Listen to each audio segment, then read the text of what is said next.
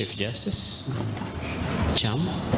Now I invite the Chief Justice from South Africa, Chief Justice Mogoeng, to give. Chief Justice Rugege, our host, Chief Justice Cham, Ms. Khan, distinguished guests, ladies and gentlemen, I greet you this morning and just seize the moment to express my appreciation for having been invited to participate at this historic conference. Maybe I should begin by quoting Section 34 of the South African Constitution, which is headed Access to Court.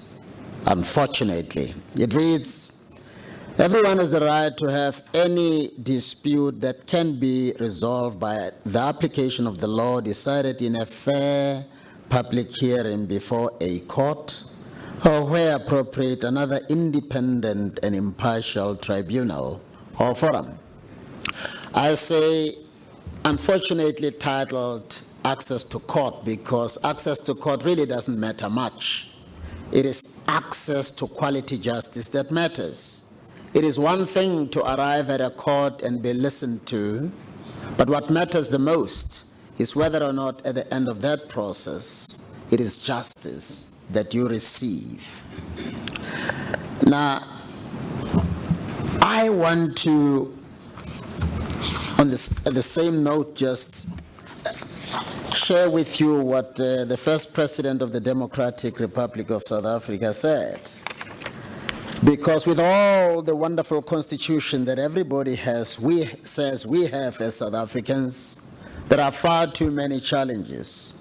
And I think it was with that in mind that President Nelson Mandela had this to say, and I quote, "If people are not able to enforce their rights, those rights become meaningless. If the wealthy have privileged access to justice, that brings the whole legal system into disrepute, and rightly so," close quote. Given our history as South Africa and Africa as well, we have this difficulty that justice is, generally speaking, accessible to the rich and the learned. The learned know, even if they don't have the resources to litigate, they know where to go. But the poor, most of the time, are uneducated. Some of them cannot even make sense out of the Constitution and the many progressive laws that we have in place. But more tellingly, they don't even have the financial muscle to litigate, especially having regard to the prohibitively exorbitant fees that are charged these days.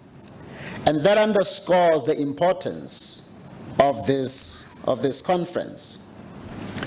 Now, collaboration between the judiciary and community justice institutions for access to justice. Where do we come from? Why is access to justice such a serious problem, particularly in Africa? I think it has everything to do with our history. We used to have accessible, quality justice delivered expeditiously to all of our people in years gone by. And we need to bear in mind why we are where we are so that we can find a credible and enduring solution to the challenges that confront us in the delivery of justice. And for that, I think we always need to bear in mind my favorable quotation from Lord Macaulay when he was addressing the British Parliament on the 2nd of February, 1835. He had this to say, and let me caution before I read. Wherever he says nation, he means all Africans put together. Wherever he says country, he's referring to Africa. I quote, "I have traveled across the length and breadth of Africa, and I have not seen one person who is a beggar, who is a thief. Such wealth I have seen in this country, such high moral values, people of such caliber, that I do not think we would ever conquer this country unless we break the very backbone of this nation, which is her spiritual and cultural heritage. And therefore, I propose that we replace her old and ancient education system. I pause to say it extends to our justice system that serves our people very well. Her culture. For if the Africans think that all that is foreign and English, add any other language there, is good and greater than their own, they will lose their self-esteem, their native culture, and they will become what we want them, a truly dominated nation, close quote. And to that I add what I picked up from some of the documentation that was graciously made available to me. I quote my brother Clifford Msiska from Malawi. I'm made to understand he's the head of the Paralegal Advisory Service Institute, otherwise known as PASI. This is what he had to say about the beneficial effect and the effectiveness of the African justice system properly applied. I quote, mediation as practiced by the Village Mediation Project in Malawi, for example, can also play a vital role in promoting pre-trial justice by dealing with minor criminal matters and reconciling offenders and victims. This reduces the burden on the formal system and significantly lowers the number of arrestees and pre-trial detainees. Where matters cannot be dealt with through community mediation and suspects are arrested, paralegals play a crucial role in providing practical legal assistance to the indigent, close quote. Given time constraints, let me just make the following remarks.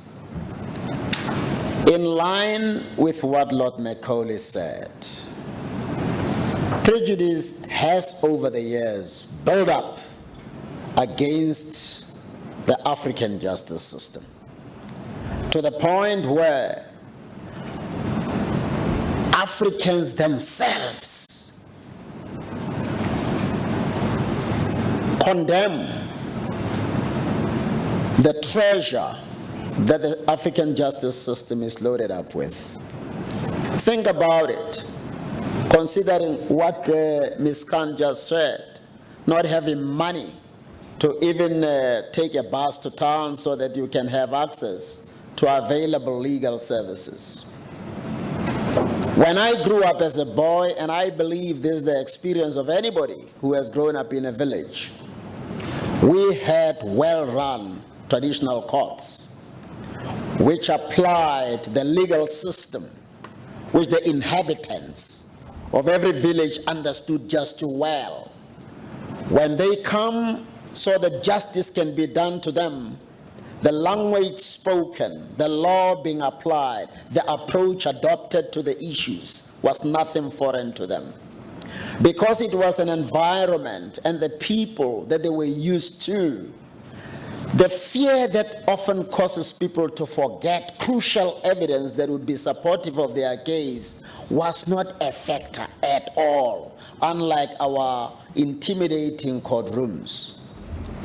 And people spoke glowingly about the fairness of those charged with the responsibility to adjudicate over their cases. You always had legal representation from the head of your clan. If he or she is not available, the next in line. I say she advisedly, because there are times when women in certain traditional settings were properly recognized.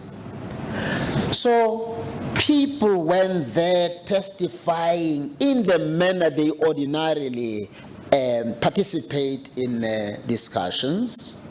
They were happy with the kind of justice they received. It was swift, accessible, and most effective.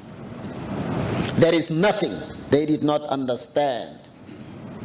They knew the law that was applicable without the need for them to go to universities. I was shocked when in South Africa, the Ministry of Justice introduced a traditional courts bill.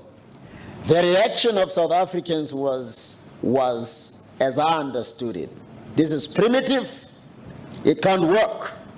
But that was not the approach that was adopted. When a move was made to transform South African general courts, I mean those courts, formal courts, so to speak, that so perpetuated racial discrimination and gender discrimination that it was unthinkable, broadly speaking, that you could get any real justice from there. That is why one minister from one of the independent African countries reportedly said, you know, South Africa is a funny country. It has a minister of justice, but there is no justice in that country. When that system or those courts were sought to be transformed to be in line with our constitution, nobody said. This is the same court system that President Mandela, before he became president, said about, I feel like a black man in a white man's court. The judge, the prosecutor, the police, the advocates are all white. Where there was a section at some stage for black people to enter through and where to sit, and another for white people. And yet, when you talk about exploring the treasure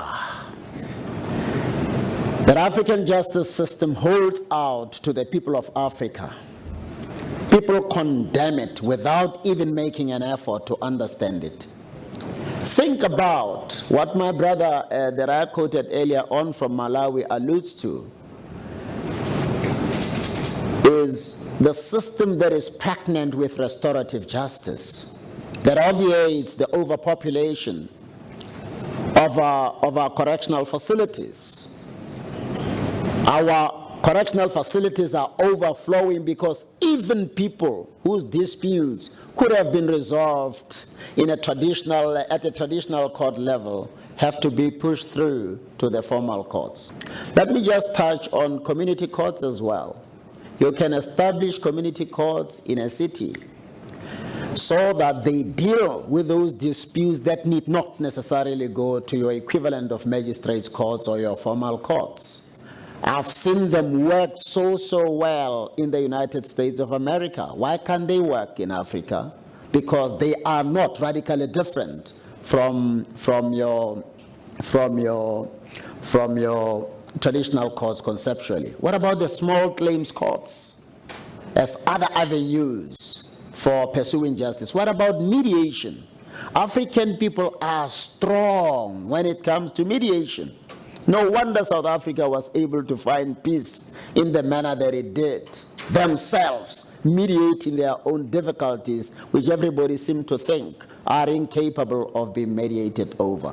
Why don't you explore the possibility of court-annexed mediation that is funded by the state, and people are properly trained to handle that thing, mediation issues, so that access to quality justice become a reality, even to the poorest of the poor? Why don't you look at, for instance, also amending rules so that they are user-friendly? You don't use this highly technical language that makes it difficult for people who could even represent themselves quite well to represent themselves in any court, whether it is a traditional court or a formal court.